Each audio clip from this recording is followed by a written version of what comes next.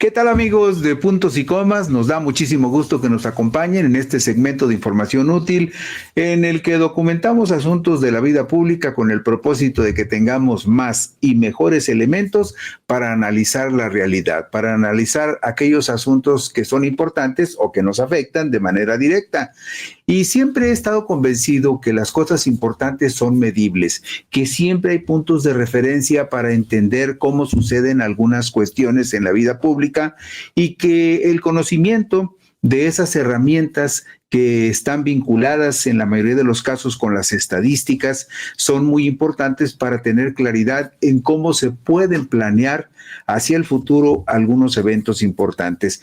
Y en particular en lo que se refiere a las elecciones, las cuestiones estadísticas son esenciales porque ubican con mucha claridad en dónde se tendrían que focalizar los esfuerzos dependiendo del interés que tenga el personaje o el partido político o la organización o el gobierno que quisiera de alguna manera incidir en algún hecho de la vida pública. Sí, pasaron los comicios del domingo 2 de junio del 2024. La mayoría de la gente quedó muy satisfecha con el resultado y evidentemente esa minoría que fue derrotada, pues todavía le ha costado mucho trabajo digerir qué fue lo que sucedió. Pero hay datos muy importantes que ya están publicados, que son de reciente publicación, que nos amplían la visión sobre el panorama de lo que sucedió en las elecciones y de lo que podría suceder en las elecciones del 2027. Usted sabe que en el 2027 hay elecciones intermedias donde vamos a votar por diputados federales para renovar la Cámara de Diputados del Congreso de la Unión. Y también está muy latente la percepción de que la oposición llegará sumamente debilitada a ese proceso electoral y que no es descabellado que algunos partidos como el Revolucionario Institucional estén incluso muy cerca del riesgo de perder hasta el registro porque sus porcentajes de aceptación y de respaldo entre la gente cada día son más bajos. Y otros partidos que tradicionalmente han sido los principales antagónicos del gobierno, como es el caso del Partido Acción Nacional, también están en riesgo importante porque si sigue bajando su porcentaje de respaldo entre la gente, no sería descabellado suponer que en 1, 2 o 3 procesos electorales más estén también en riesgo de desaparecer.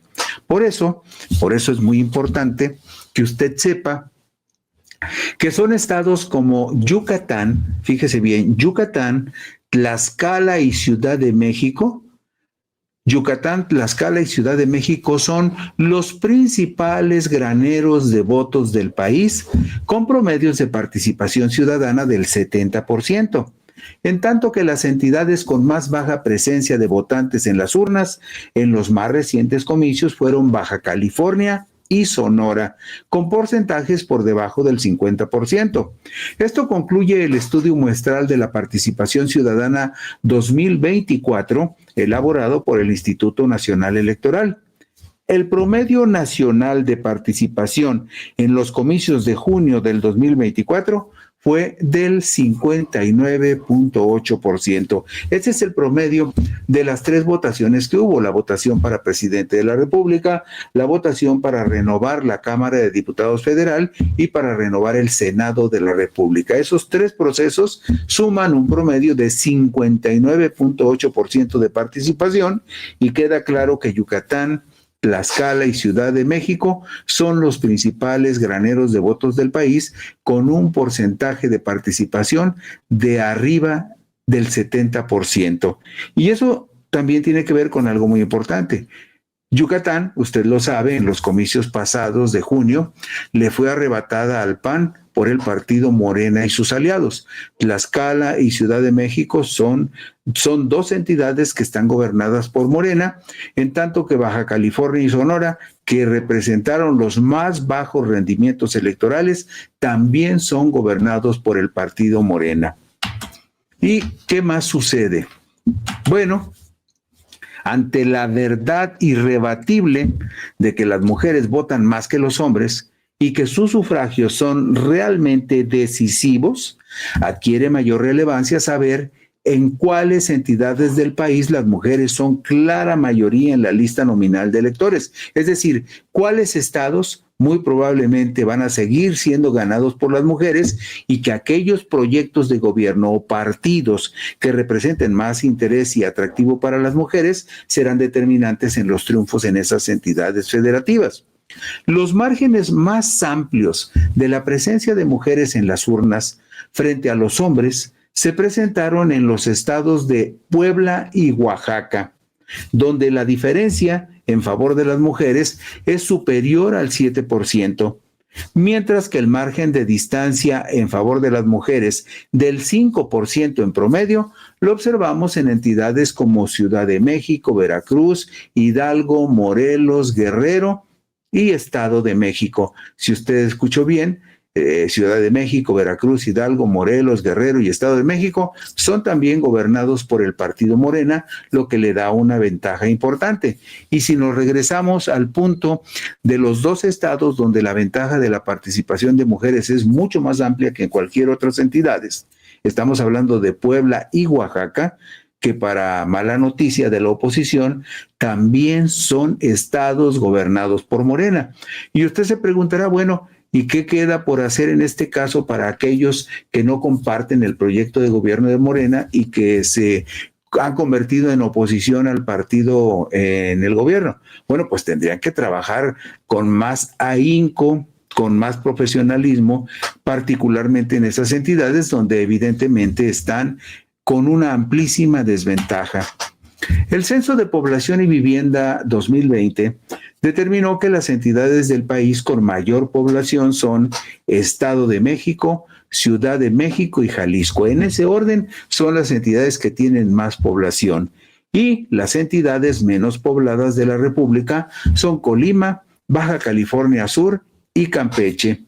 Al respecto, poco más de un tercio, el 34.2% de la lista nominal de electores se concentró en 4 entidades federativas. Este también es un dato muy importante para aquellos que andan en la actividad pública y particularmente en la política y que probablemente tienen la mirada puesta en los comicios del 2027.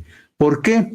Porque fíjese usted, el Estado de México representa el 13.2% de todos los votos potenciales del país.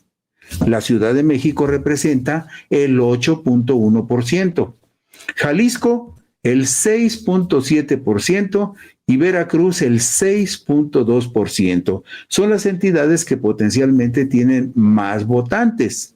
A su vez, las entidades con la menor presencia en la lista nominal de electores, es decir, las que tienen menos personas con credencial para votar activa, son Colima y Baja California Sur, ambas con apenas el 0.6%, y enseguida Campeche con el 0.7%. Las 3 entidades que tienen menos votantes potenciales suman las 3, Colima, Baja California Sur y Campeche, apenas el 1.9% de todos los votantes potenciales de la República.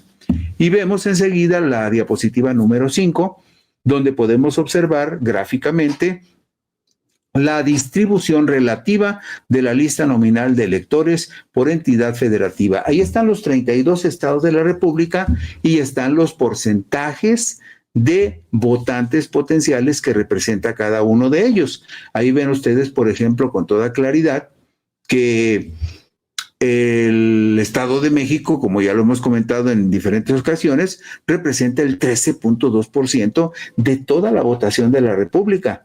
Y ese estado, pues, lo gobierna Morena.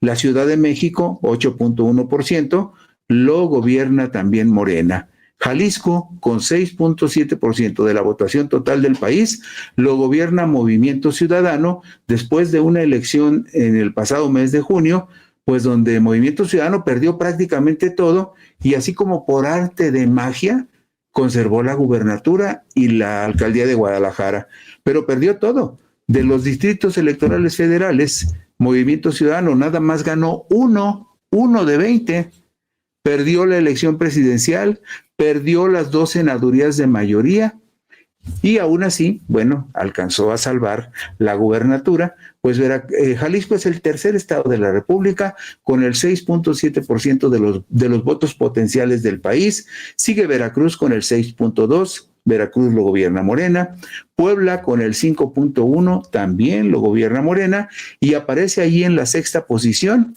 el estado de Guanajuato con el 4.9%. Guanajuato es un reducto durísimo del PAN, que con el sexenio actual en marcha va a sumar 39 años consecutivos de gobierno del PAN en Guanajuato, aunque en los comicios pasados ya se vio fragilidad porque perdió la mayoría de los distritos electorales frente a Morena. En el estado de Nuevo León, el gobierno de Nuevo León en este momento representa, el gobierno de Nuevo León en este momento lo tiene Movimiento Ciudadano y el estado representa el 4.5% de la votación total. Pero si nos regresamos a revisar los resultados de la última elección, hay un dato que verdaderamente debe de estremecer a la gente del Partido Naranja. De los 14 distritos electorales federales que hay en Nuevo León, 7 los ganó Morena y sus aliados, y 7 los ganaron el PAN y sus aliados. Y Movimiento Ciudadano no ganó un solo distrito electoral federal en el estado de Nuevo León, para que se dé usted una idea de cómo van a llegar los naranja a la elección del 2027. Y ahí puede usted checar con calma. Nada más le pone pausa al video y puede checar con toda calma cuál es el potencial electoral de cada entidad de la República. Asunto importante porque, por supuesto, los partidos políticos o los candidatos difícilmente van a concentrar su atención en un estado como Colima, como Baja California o como Campeche, que aportan menos de un punto por ciento de la votación total en el país, y bueno, está focalizado el interés en los grandotes, el Estado de México, Ciudad de México, Jalisco, Veracruz, Puebla, Guanajuato, Nuevo León. Solo, y este es otro dato interesantísimo, escuche usted, solo en dos de las 32 entidades del país, los porcentajes de hombres superan a las mujeres en la lista nominal de electores, y eso sucede en Baja California y en Quintana Roo, y con diferencia porcentual de menos de 1% con ventaja para las mujeres, aparece en Baja California y Nuevo León. Pero en síntesis, solo 2 estados de la República. En 2 estados de la República, los hombres son más que las mujeres en la lista nominal y por menos de 1 punto porcentual. Y lo vamos a ver enseguida. Mire, en la diapositiva número 7 vemos la parte alta de la tabla, donde la ventaja y la diferencia de más mujeres votantes que hombres, de más mujeres en la lista nominal que hombres, lo vemos en la parte de arriba.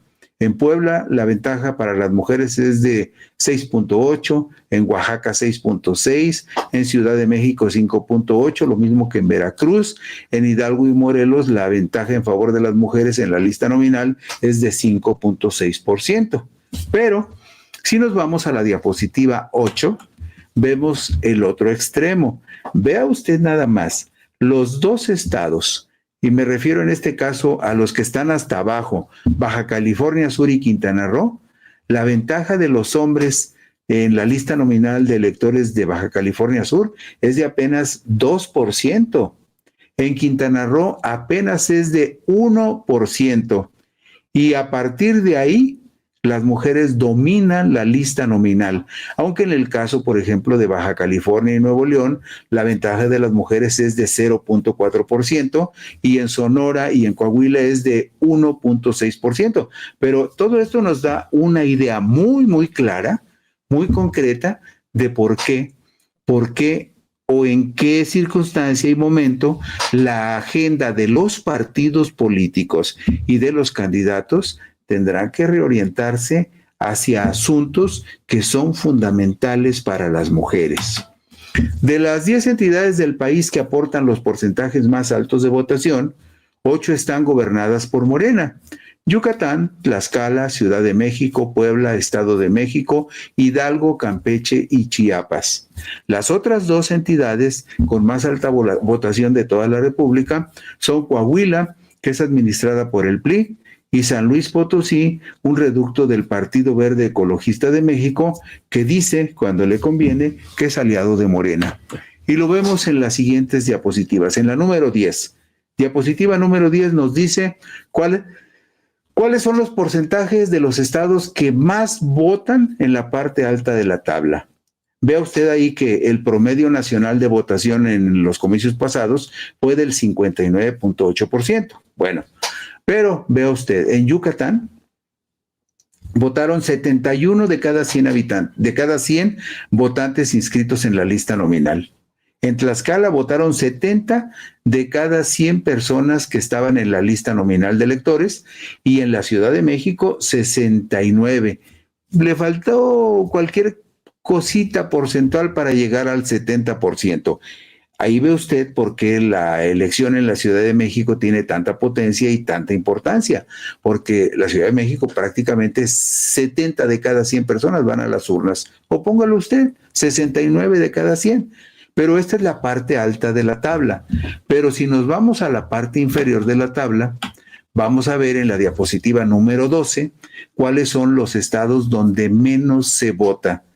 Aquí en la diapositiva 12 vemos que los estados que tienen un porcentaje de votación por debajo de la media nacional, muy marcadamente por debajo de la media nacional, son Durango con el 53.8%, Baja California Sur con 53%, Chihuahua con 52%, Sonora con 49.4% y Baja California con 47.0%, por debajo del promedio nacional de votación, que fue, usted lo sabe, del 59.8%. ¿Qué es lo que sucedió en esos estados? Tendría que preguntárselo los actuales gobernadores y también las dirigencias nacionales de sus partidos. Por ejemplo, Durango es gobernado por el PRI. Entonces, el gobernador de Durango tendrá que explicarle a su partido por qué una votación tan baja del 53.8%. En el caso de Chihuahua, que es un gobierno panista, 52% es muy pobre para una elección en donde se compitió por la presidencia de la República. En Baja California Sur y en Baja California, lo mismo que Sonora, que son gobernados por políticos surgidos de Morena, tendrán que dar explicaciones. En Sonora, por ejemplo, ¿por qué solo 49% participó y por qué en Baja California solo el 47%? Todo esto tiene que ver indudablemente con el desempeño también de los gobiernos que estimulan o no estimulan a la gente a participar en estos procesos. Pero esto nos da una idea muy clara también de lo que decíamos desde el principio.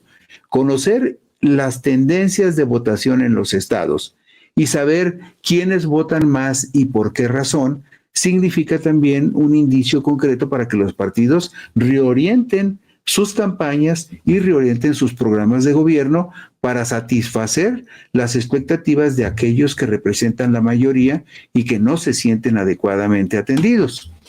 La participación, este es otro dato muy interesante, la participación de los jóvenes entre los 19 y los 29 años de edad fue la que registró los promedios más bajos en todo el país durante los comicios federales del domingo 2 de junio.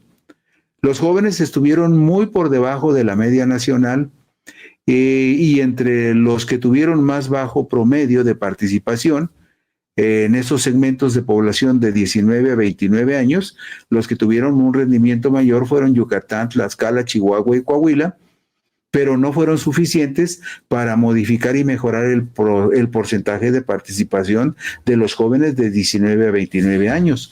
Y lo vemos enseguida. Vemos en la diapositiva número 14 que el promedio nacional de participación de jóvenes de 19 años de edad fue del 52.3%. 52.3% fue el promedio de votación de los jóvenes de 19 años de edad, en contraste con el 59.8% del promedio nacional de votación.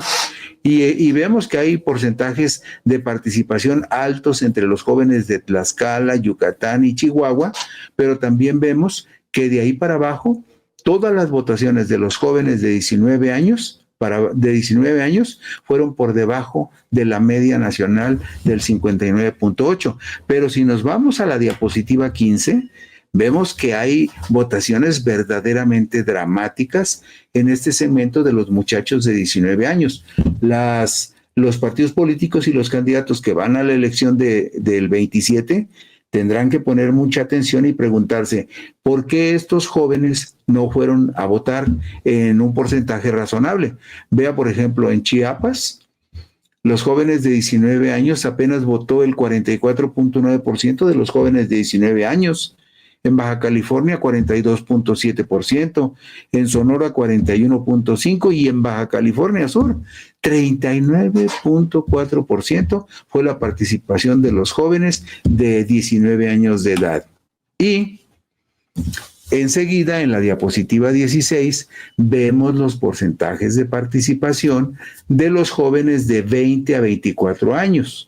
De 20 a 24 años. El promedio de participación en ese segmento de edad fue del 48.5%, muy por debajo del 59.8% de la media nacional. Y hubo estados donde los jóvenes de 20 a 24 años sí rebasaron la media nacional, como es Yucatán, Tlaxcala y Chihuahua. Pero de ahí para abajo, todos los demás estados tuvieron votaciones de los jóvenes de 20 a 24 años por debajo del porcentaje nacional. Y si nos vamos a la diapositiva 17, vemos casos verdaderamente notables, como el caso de Sonora, por ejemplo. En Sonora, solo el 36.8% de los jóvenes de 20 a 24 años se hicieron presentes en las urnas. En Baja California Sur, apenas 38 de cada 100. En Baja California 38.4%, en Chiapas 40.7% y en Sinaloa 41.0%. Pero evidentemente aquí algo está sucediendo y habría que analizar seriamente cuáles son las razones por las que los jóvenes de 20 a 24 años solamente acudieron a votar en un porcentaje del 48.5%, cuando la media nacional, como lo vimos en la diapositiva anterior, fue de 59.8%. Ahora bien, si nos vamos a la diapositiva número 18, en la diapositiva número 18 vemos los resultados de la votación de los jóvenes entre 25 y 29 años de edad. El porcentaje de participación de los jóvenes de 25 a 29 años de edad fue todavía más bajo, 47.4%. Claro, hay entidades como Yucatán, Tlaxcala y Chihuahua, donde los jóvenes de 25 a 29 años rebasaron la media nacional. Bueno, nada más dos, Yucatán y Tlaxcala, porque Chihuahua se quedó por debajo de la media nacional del 59.8%. Y de ahí para abajo, todos los porcentajes muy lejos de la media nacional de votación, que fue del 59.8%. Si vemos la diapositiva 19, vemos también casos muy significativos, como por ejemplo, que en el estado de Sonora, los jóvenes de 25 a 29 años solamente participaron en un 34%. Y en el caso de Baja California, estos jóvenes de 25 a 29 años solamente se hicieron presentes en las urnas en un porcentaje de 36.8%. Viendo estos resultados, que además son estadísticas muy serias de un trabajo realizado por la Dirección de Planeación y Seguimiento de la Dirección Ejecutiva de Organización Electoral del INE, con base en la información de la muestra del Estudio de Participación Ciudadana 2024, nos damos cuenta que esta información, este material es un insumo que, si los partidos políticos se guiaran por un sentido serio y profesional, pues estarían trabajando desde ahora para tratar de obtener algún beneficio, alguna ventaja o subsanar alguna debilidad en algunos de estos segmentos de edad y en estas entidades donde evidentemente Morena tiene una mayor presencia. Y luego podemos ver también la participación ciudadana por distritos electorales en junio del 24. La participación muy alta, mayor a 68%, se dio en 36 distritos electorales federales, el 12% del total, que se ubicaron estos distritos electorales de muy alta participación, se ubicaron geográficamente en Ciudad de México, Estado de México, Tlaxcala y Yucatán. Luego, los distritos de participación alta, mayor al 62.1%, fueron 70 distritos ubicados principalmente, otra vez, en Ciudad de México, Estado de México y Puebla. Los distritos que tuvieron una participación ciudadana media mayor a 57.1%, pero por debajo de la media nacional, esto ocurrió en 87 distritos electorales federales, concentrándose en el Estado de México, Jalisco, Puebla y Chiapas. Y en la diapositiva 21 vemos cuáles fueron los distritos electorales de participación menor.